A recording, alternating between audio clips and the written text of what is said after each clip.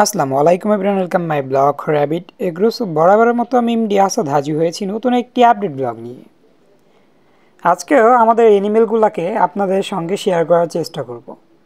সাধারণত তেমন একটা বিকেলবেলা সময় না থাকলেও আপনাদের সময় দেওয়ার চেষ্টা করি, যেন নিয়মিত আমাদের এনিমেলগুলোকে দেখে বা আমাদের কাজকর্মগুলো দেখে অনেকেই অনুপ্রাণিত হয় এনিমেল লালন পালনে, এবং কি আমাদের মতো স্টুডেন্ট যারা আছে ছোট পরিসরে যেন বিজনেস স্টার্ট করতে পারে বা খামার শুরু করতে পারে।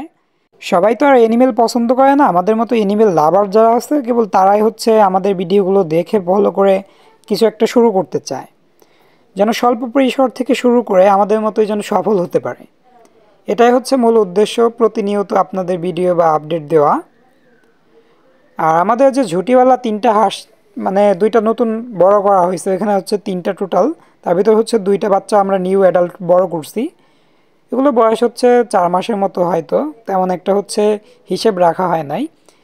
যতটুকু ওকে দেখে বোঝা যাইতেছে যে সাদা হাঁসের সঙ্গে যেহেতু ওর একটু ভালো সখ্যতা গড়ে উঠছে, এর কারণে বুঝতে পারতেছি ও ডিমে চলে আসছে প্রায়।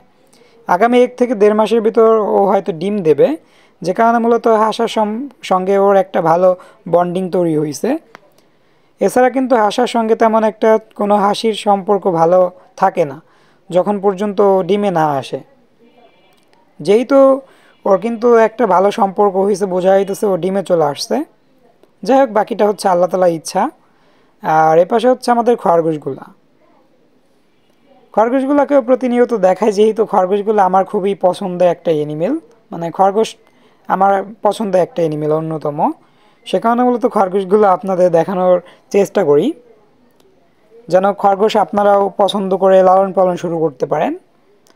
খরগোশে তেমন একটা হচ্ছে বাড়তি খরচ নেই বিধায় এটা কিন্তু লাভজনক বেশি। আমার যে বাকি অন্যান্য এনিমেলগুলো আছে প্রত্যেককেই কিন্তু খাবার কিনে খাওয়াতে হয়, কেবল খরগোশকে কিন্তু আমরা ফ্রি খাবারটাই খাওয়াইতে পারি, যেমন ঘাস আমাদের কিনে আনতে হয় না, যেহেতু আমার বাসাটা হচ্ছে গ্রামে, শহরের বিষয়টা হচ্ছে ভিন্ন।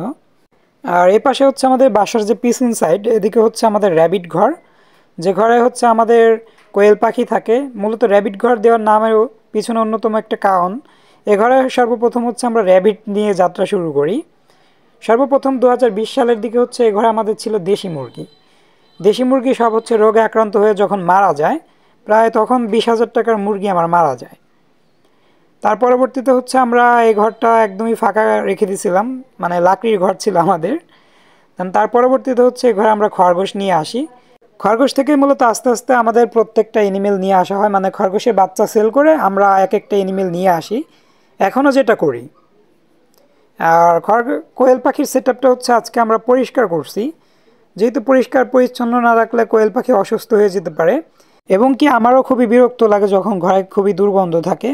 পাশাপাশি হচ্ছে আমাদের খামারটা বা আমাদের পরিবারের সদস্যগুলো দেখার জন্য প্রত্যেক দিনই কিন্তু বাহির থেকে মানুষ আসে, মানে আমার গ্রাম থেকে যেহেতু আমাদের বাসার বাহিরের মানুষ আসে, তো ওনরা এসে যদি দেখে এরকম অপরিষ্কার বা অপরিচ্ছন্ন, আমার সামনে কিছু না বললেও কিন্তু আড়ালে কিন্তু অনেক কিছুই বলবে, যে একদম নোংরা পরিবেশ বা এ জাতীয় অনেক কথা আছে যেগুলো হচ্ছে তারা বলবে।